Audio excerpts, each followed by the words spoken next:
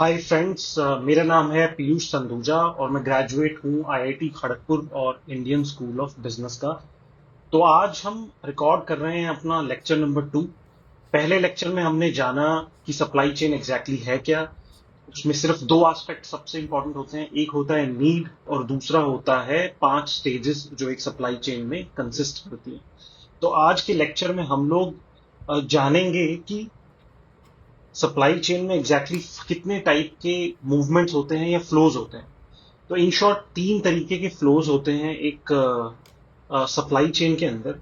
Maximum लोगों को लगता है कि सिर्फ प्रोडक्ट एक स्टेज से दूसरी स्टेज में फ्लो करता है। फॉर एग्जांपल, हमने लास्ट लेक्चर में एग्जांपल लिया था मदर डेयरी का। तो एज अ कस्टमर अगर आप शॉप पर गए हैं रिटेलर के पास 1 लीटर दूध का पैकेट खरीदने के लिए, तो वो दूध का पैकेट जो है रिटेलर आपको दे देगा।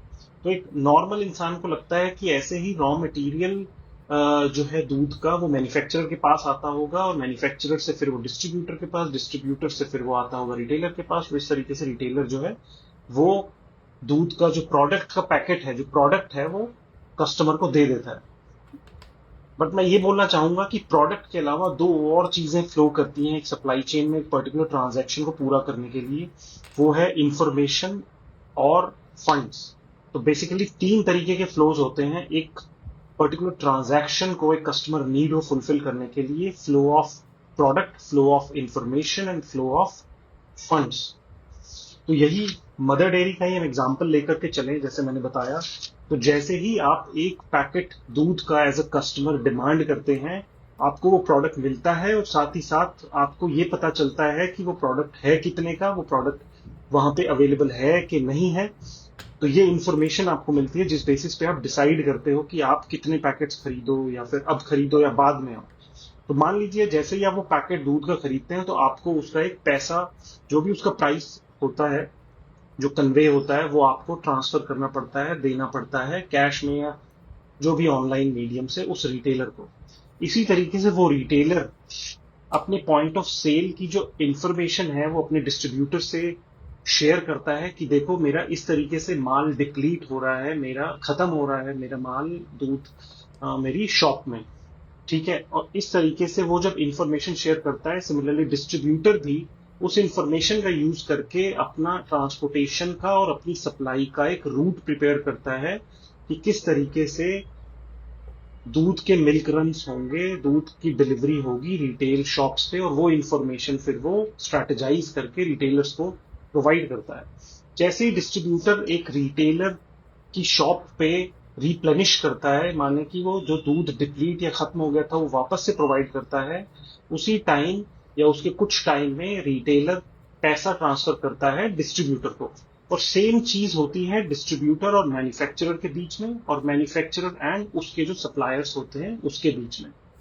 ठीक है, जैसे मान लीजिए आप सप्लाई मैन्युफैक्चरर जो है उसके पॉइंट ऑफ व्यू को देखें तो उसको अपने जितने भी फार्मर्स या ब्रीडर्स हैं जिससे वो दूध प्रोक्योर कर रहा है, या फिर लॉजिस्टिक्स एंड ट्रांसपोर्टेशन जिस कंपनी के थ्रू वो कर रहा है उन ब्रीडर्स एंड फार्मर्स के थ्रू, उन सबको टाइमली पेमेंट करनी पड़ती होगी और उनको भी इंफॉर्मेशन प्रोवाइड करनी पड़ती होगी कि इस तरीके से इतना एक महीने के अंदर या एक दिन के अंदर लागत होने वाली है, प्रोडक्शन करनी है, उस हिसाब से वो उनको भी बताती होगी कि आप इस तरीके से दूध का प्रोडक्शन आप रखिएगा। सिमिलरली फार्मर्स या ब्रीडर्स भी मैन्युफैक्चरर को टाइमली बताते होंगे कि हाँ आज इतना हम डिलीवरी कर पाएंगे, इतना नहीं कर पाएंगे। मान लीजिए अगर फार्मर के पॉइंट ऑफ व्यू से देखें और मान लीजिए उसके पास 100 गायें उसने रखी हुई हैं जिनका वो रेगुलर मिल्क प्रोड्यूस करता है, और मान लीजिए उसमें से 10 गायें आज इन्फेक्शियस हैं, कुछ बीमारी हो गई है मान लीजिए उनको, तो वो 90 गाय का ही दूध प्रोड्यूस कर पाएगा। तो वो इंफॉर्मेशन वो टाइमली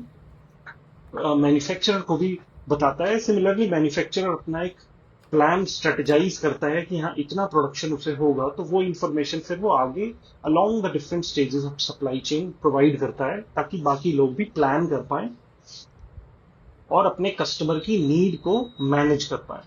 तो शॉर्ट में एक सप्लाई चेन में, और ये सबसे इंपॉर्टेंट चीज है जब भी हम एक सप्लाई चेन का डिजाइन बना रहे होते हैं, तो सबसे इंपॉर्टेंट है कि ये 3 फ्लोज होते हैं, प्रोडक्ट, इंफॉर्मेशन एंड फंड्स।